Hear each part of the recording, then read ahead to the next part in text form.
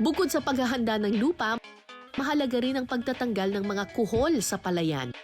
Peste kasi ito na makasisira sa mga itinanim na punla.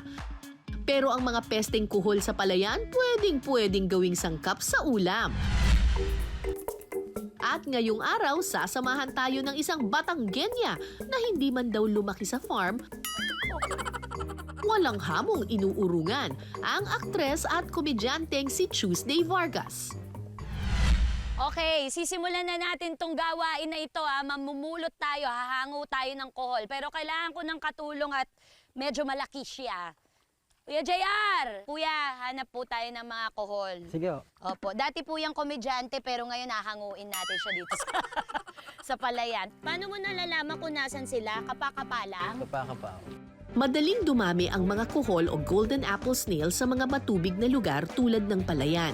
Lalo pa at nagsisilbing pagkain nito ang mga binhi ng palay. Actually, matangkad talaga ako. Kalahati na ng hita ko.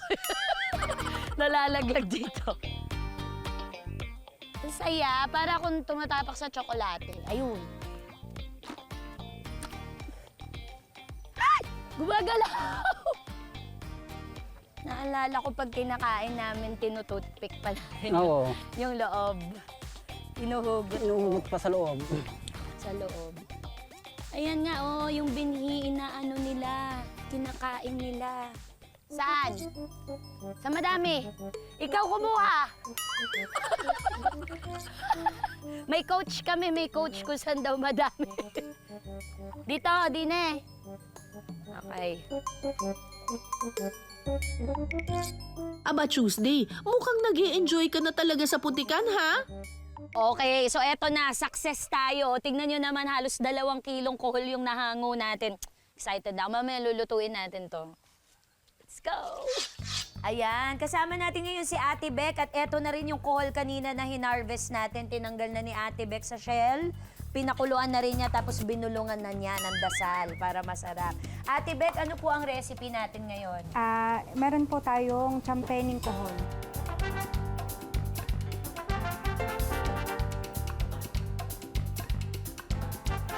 Mantika. Konting margarine.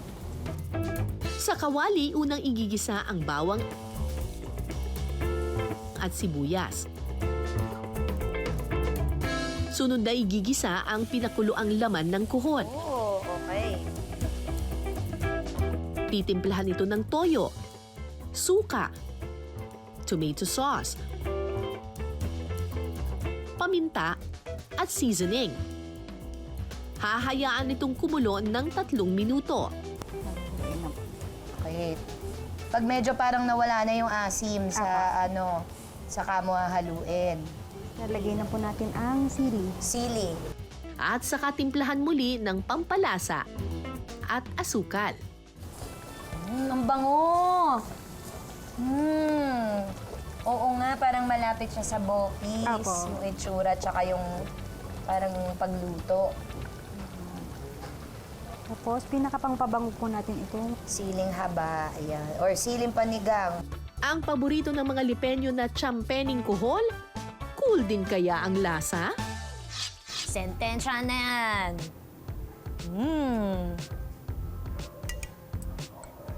May kanin tayo, guys, para match.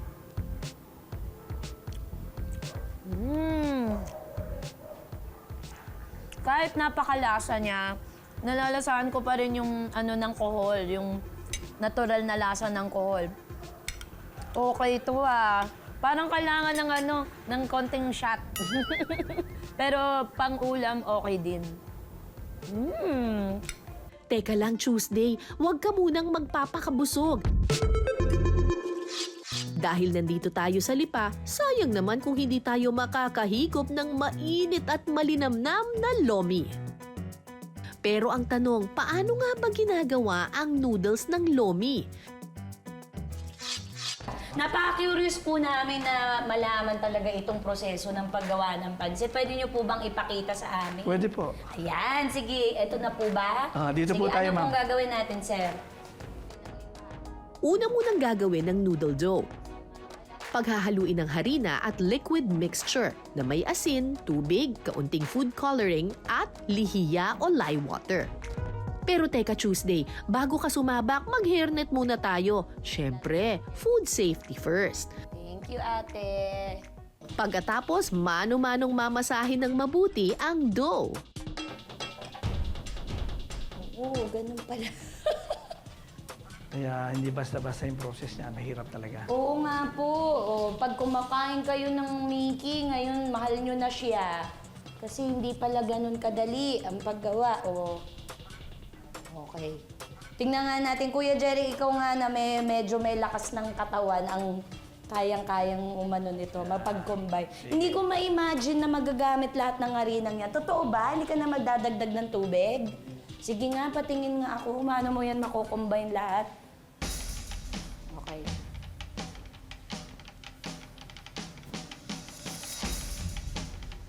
May ganun siya. May pag ano, may alon dapat yung katawan mo.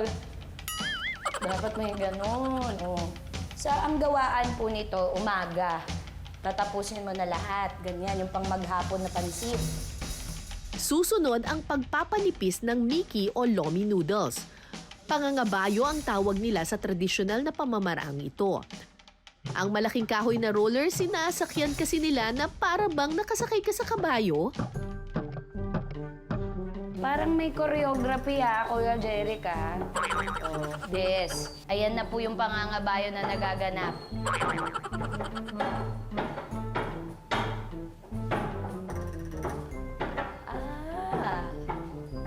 Paano yung sinakay mo kanina? Isang hita lang, ganyan.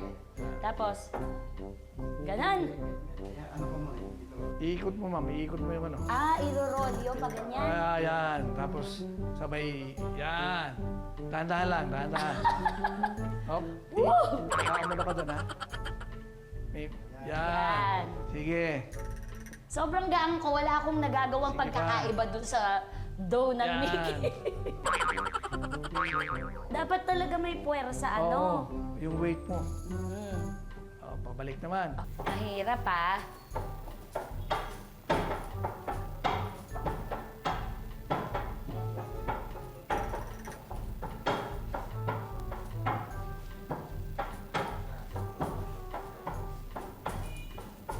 Sabayan ko na lang tumalon si Kuya. Moral support na lang ako. Yan, numinipis na. Pagkatapos, isasalang naman ang dough sa roller machine para mas lalo pa itong numipis.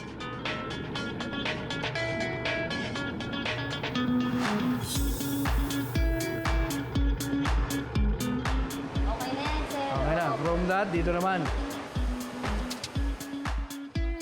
Kapag manipis na, mano-mano itong tutupiin at hihiwain ayon sa gustong hugis at lapat.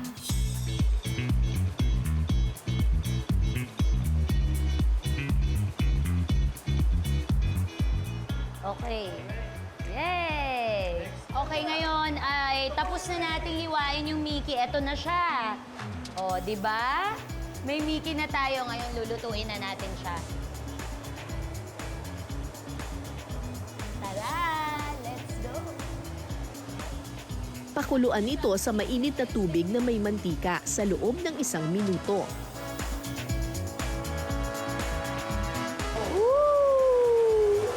Mabigat, kuya! 1, 2, 3, Yan. Nalagay mo yan dyan. Okay. Naamoy ko na yung amoy Mickey. Yun pala yun. Meron tayo electric fan dito. Palamigin natin siya. Ang mga hinangong Lomi noodles nilalagyan pa ng kaunting mantika para hindi magdikit-dikit.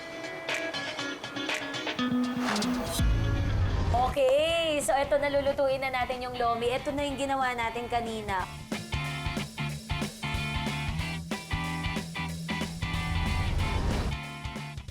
Igigisa muna ang hiniwang karne ng baboy at sibuyas. Lalagyan ng toyo, saka ibubuhos ang kaldo o broth. Ito yung pinagpakuluan ng karne at ng buto-buto ng baboy. Pakukuluin ito sa loob ng 3 minuto at saka ilalagay ang Lomi noodles.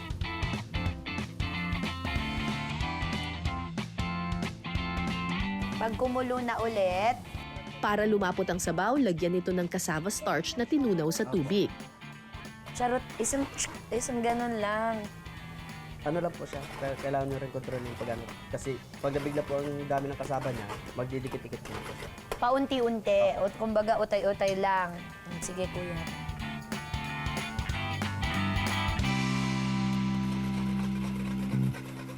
Oh, nasa halo rin pala ito. Apo, okay na po ata. Maya-maya pa, luto na ang Loming Batangas. Lagyan na yan ng toppings.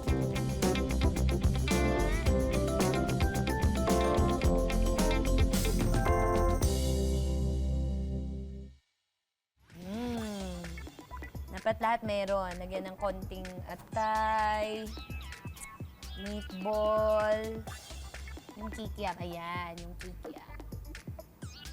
Hey.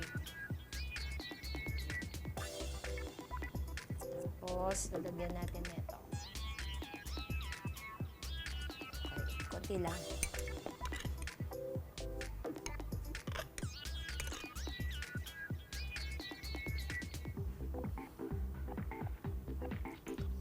Ala, pagkasarap ni Re.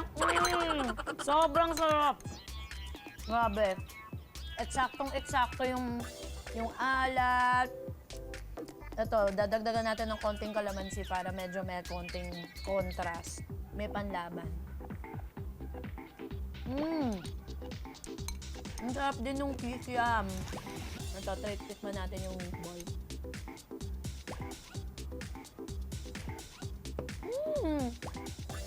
Grabe. Pag napunta kayo dito sa Batangas, hindi pwedeng hindi na ito titikman. Sorry po, puno yung bibig ko. Sobrang sarap.